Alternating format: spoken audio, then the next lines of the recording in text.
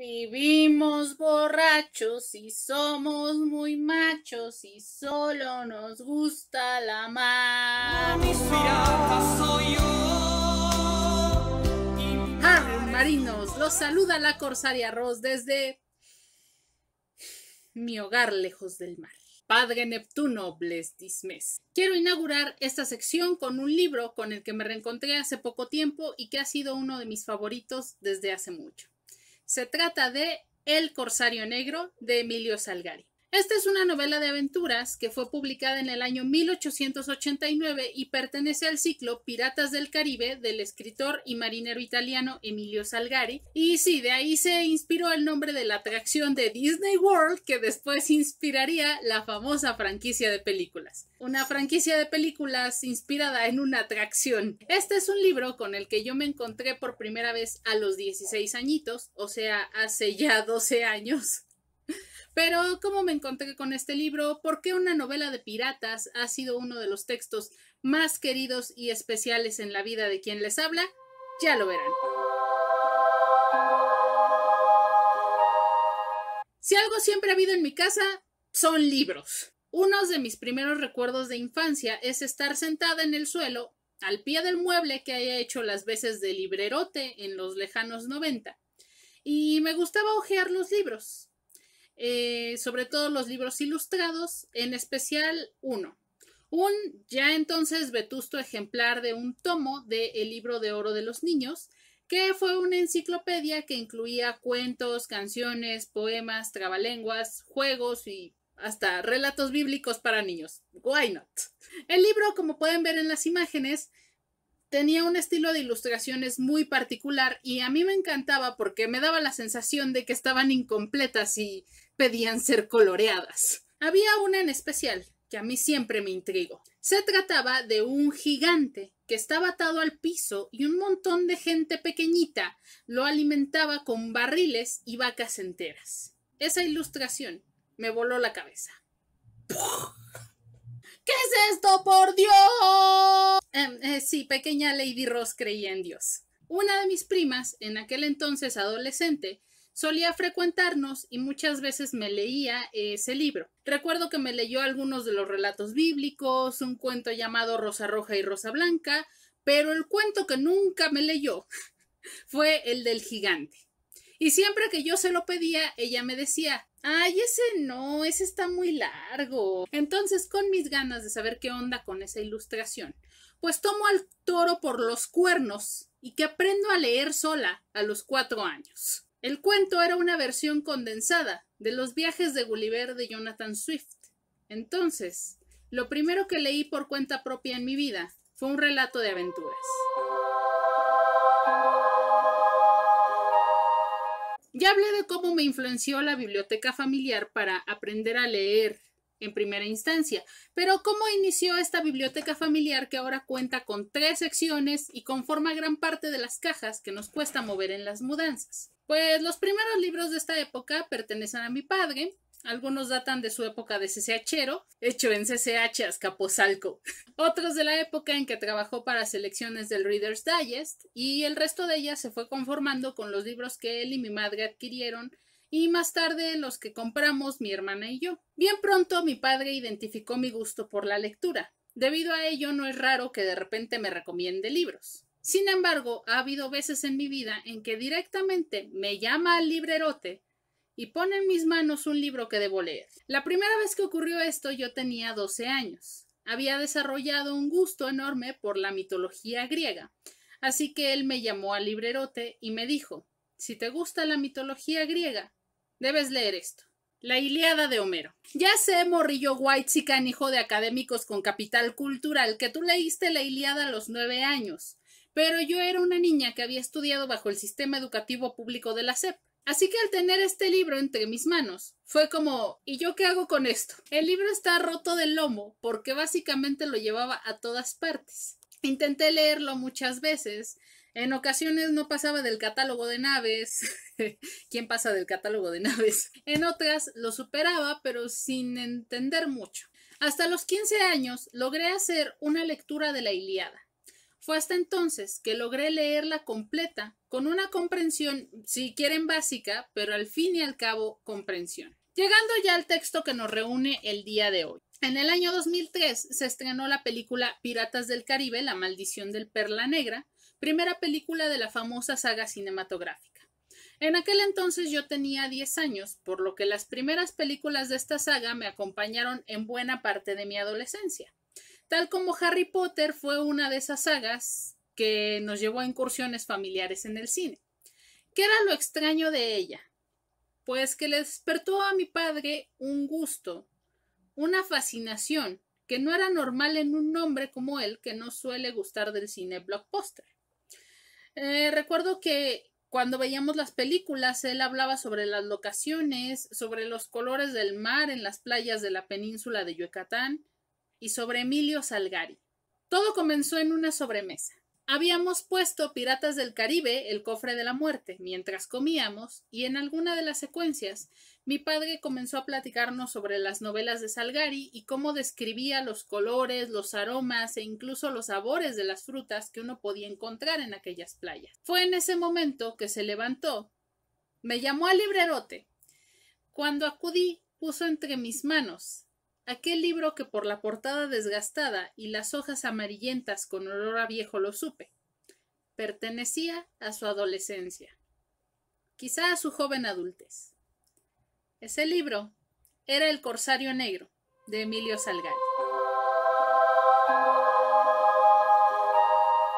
Cabe aclarar que Lady Rose, de 16 años, era como Ulises, no el de la Odisea, no el de Joyce. Ulises, el de Amar te duele. Yo no conozco el mar.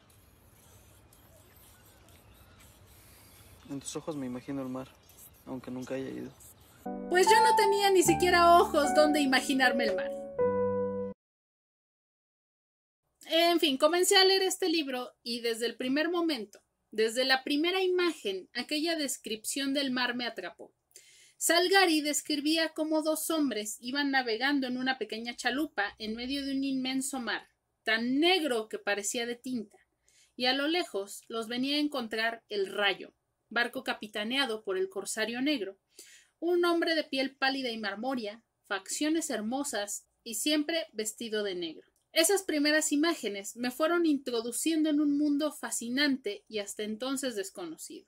Durante la lectura de este libro, además de seguir las aventuras del corsario y su tripulación, pude viajar por las selvas tropicales llenas de flores y frutas aromáticas, pude ver por primera vez la bioluminiscencia del mar durante el funeral del corsario rojo, vi un atardecer hermoso con tonos rojos y naranjas, mientras el corsario negro contemplaba la silueta de la mujer que le arrancaba suspiros. Durante la lectura de este libro, además de seguir las aventuras del corsario y su tripulación, pude viajar por selvas tropicales llenas de flores y frutas aromáticas, pude ver por primera vez la bioluminiscencia del mar durante el funeral del corsario rojo, vi un atardecer hermoso con tonos rojos y naranjas, mientras el corsario contemplaba la silueta de Honorata, la mujer que le arrancaba suspiros. Una escena que se me quedó muy grabada fue cuando el corsario está manejando el barco en medio de un huracán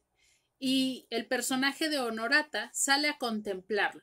Bueno, pues yo me imaginaba ahí junto a ella, aferrada al barandal y sin apartar la vista de los ojos del corsario.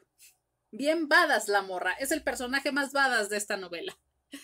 Y todo sin abandonar mi cuarto. ¿Cómo logra el autor hacer esto? En mis clases de escritura yo suelo explicar los narradores como cámaras que llevan los mismos personajes o que lleva un narrador y nos va indicando dónde poner la atención. Siguiendo este ejemplo, les puedo hablar del narrador Salgari, es decir, cómo él decide contarnos la historia y decirnos en qué debemos centrar nuestra atención. Salgari hace uso de un narrador omnisciente que en algún momento dado se da la libertad de soltar a sus personajes mientras contempla su universo al lado de nosotros, los lectores. Hay una secuencia de la novela donde esto es muy notable. En un punto de la historia, el corsario y sus filibusteros van adentrándose en la selva para encontrar la choza del hombre que va a ayudarlos a robar el cuerpo del corsario rojo. En un momento Salgari reconoce que sus personajes van en su onda y no se van a detener a mirar el paisaje, pero a él le vale y él se va a detener a mirarlo junto con el lector. Prácticamente es algo así. Mira, carnal, esos güeyes van en su pedo y de todas maneras ya conocen la selva. Tú siéntate aquí conmigo y mira las luciérnagas. ¡Oh, ya viste los bonitos! Mira, esas plantas de grandes hojas. Ay, mira, esas frutas saben bien rico. Aguas con el suelo, te puede salir una víbora y son venenosas. Ay, ¿ya escuchaste cantar a las guacamayas? Salgari, estos monos no son de este ecosistema. Ya sé, pero están bonitos, ¿no? Ah, veníamos con esos güeyes, ¿verdad? Leer El Corsario Negro fue todo un paseo, tanto de acciones y batallas frenéticas como de sentarse con el escritor a mirar. Esta lectura me llevó a conocer lugares en los que nunca había estado y contemplar fenómenos bellísimos dentro de mi imaginación. Fue un primer contacto con el mar sin haber conocido aún el mar. De hecho, me recordó aquella sentencia del Tao Te Ching que dice: sin siquiera ir fuera de mi puerta, puedo conocer toda la tierra. ¿Valió la pena esperar 28 años para conocer el mar? Que si valió la pena, valió cada maldito segundo. Como lo oyen, tuve que esperar 28 años de mi vida para conocer el mar. Hace unos meses, ya que la vacunación nos lo permitió, decidimos tener unas vacaciones familiares y el lugar nunca mejor elegido fue el Mar Caribe. Estas vacaciones no solo fueron especiales porque iba a conocer el mar, sino porque por primera vez desde que éramos niñas, nuestro padre se nos unía en un viaje. Mi primera vista del mar, como más o menos capturé en esta foto, fue desde el avión. La segunda y más especial fue desde el puerto donde tomamos el ferry. Y bueno, no grabé mi reacción, pero más o menos fue así. Venía yo aferrada al barandal del ferry, mirando el mar y preguntándome si neta era cierto que tenía ese color azul turquesa tan precioso. Recuerdo también haber visto la silueta de una tortuga que nadaba por ahí, las tonalidades de azul del agua me tenían embobada y con música de Nick Drake. Uy, papá. La primera vez que me metí al mar, me puse un visor para ver los peces y las rocas, y como yo no sé nadar, me sostenía de las manos de mis padres o de mi hermana, quien estuviera más cerca. Y mientras mi padre me tomaba de la mano, relataba historias de los huracanes y tormentas del Caribe, de esas tormentas, como aquellas en las que el corsario negro dirigía su barco. El segundo día visitamos un pequeño parque a la orilla del mar y yo iba al lado de mi padre mientras nos contábamos historias del rayo y de cómo se vería encallado en esa roca, con toda esa extensión de mar de azules improbables detrás. Esta foto la tomé justo en el momento en que mi padre dijo: imagínate ahí un barco pirata. El resto de los días lo pasamos en el pueblo de Bacalar, donde se encuentra este fuerte. Ya sé, tiene vibra de Winterfell. Este fuerte fue construido porque la laguna de Bacalar era el sitio por donde muchos piratas provenientes de las islas del Caribe, como la Tortuga, entraban a la península de Yucatán. Y de hecho hay una parte de la laguna que así se llama, la Laguna de los Piratas. Imaginen mi emoción al recordar esas historias y recordar que Maracaibo, el lugar donde se desarrolla la historia del Corsario Negro, tiene la siguiente geografía. Ajá, también se entra ahí por una laguna y eso nos lo describe Salgari en varios capítulos. Tampoco quiero dejar de lado que en aquel viaje, aunque no recorrí precisamente selvas, pude mirar algunos animales y plantas que no conocía o que no había visto en vivo. Le saqué fotos, iguanas, flores, ceibas, pitayas que tienen un sabor semejante al kiwi pero más suave y todo esto que observan en las fotos que ahora les comparto. Mientras íbamos en el taxi que nos llevaría al puerto de Chetumal, desde donde tomaríamos el avión a la Ciudad de México, y yo venía viendo esos letreros en la carretera que decían Belice, Belice, ¿hasta dónde chingaos ando? Me dije a mí misma, tengo que volver a leer El Corsario Negro, ahora con todo lo que ya conozco. La propuse en una clase y aunque fue una lectura con opiniones muy encontradas, pues les compartí todo lo que esta lectura me hizo vivir y disfrutar. A 12 años de haberla leído por primera vez y después de reencontrarla y darme cuenta que sí. Los atardeceres en el Caribe son exactamente como Salgari los describió. Depende de quién seas. ¿Por qué? Esta es una historia que puedes disfrutar un montón desde el lado descriptivo o si te gustan las novelas de aventuras, pero es una lectura que puede resultar muy chocante para algunas personas e incluso con todo lo que les acabo de contar y la historia entrañable que tengo con ella, algunos elementos de la misma me resultaron chocantes en esta segunda lectura. Sucede que Salgari era un hombre muy del siglo XIX y muy inmerso en todo lo que fue el romanticismo literario. Si a ti te late el romanticismo, como a mí me late a veces, lo confieso. Y a veces te sientes Lord Byron tomando tu caballo en medio de la lluvia, que para tu mala suerte es un suro en Insurgentes. Este texto te va a resultar flipante, como dicen los españoles. Pero si no es tu hit, va a ser un libro que vas a aventar a los 10 minutos. Dentro de las cosas que a mí me resultaron chocantes en esta segunda lectura es que hay muchos elementos de racismo, cuestiones patriarcales, machismo y más cosas feas. ¡Cancelen a Salgari! ¡Nel! Recuerden, amiguitos, que son cosas que siguen existiendo y que las podamos nombrar en un texto. Habla de nuestra evolución como sociedad. También algo que te pide la lectura de Salgari es cierta suspensión de la incredulidad. Si eres alguien que exige precisión espacial, pues no era su fuerte, porque resulta que él nunca conoció las playas de las que habla. ¿Cómo así? Pues sí, Salgari probablemente conoció relatos de viajeros, pero no tuvo la oportunidad de conocer el Caribe. Por ello hay ciertas imprecisiones en su relato, como algunas especies de animales o de plantas que no son de los ecosistemas que nombra, o el hecho de que para él el Golfo de México se extiende hasta Venezuela. Claro, ¿por qué no? También hay algunos detallitos que uno dice, güey, ¿te cae? Como el hecho de que el corsario se llame Emilio, como el mismo autor. Voy a ponerle este personaje... Emilio. Sí, es un nombre muy chingón, a huevo. O el hecho de que si lo piensas, los corsarios eran como lo comía.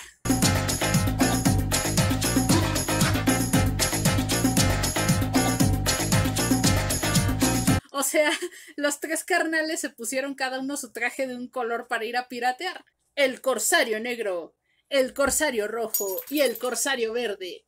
Lo comía. Momento para decir que mi vestimenta en este video es un tributo al corsario rojo, porque el corsario rojo tiene el honor de ser abrazado por el personaje más guapo y mamado de cuantos aparecen en el relato. Cuando Salgari describe a Moko, yo decía, ¿quién fuera el corsario rojo para ser abrazado por ese hombre? Gobiérnate, Ross.